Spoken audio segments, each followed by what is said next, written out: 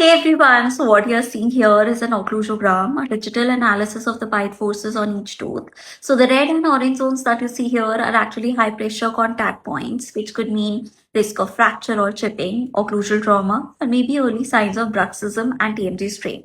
So with advanced scanning like this, we can prevent your teeth from future issues by protecting it from wear and tear, plan your restorations better, and just in case you need TMJ splints or night guard, we are here to guide you. Check caption for more.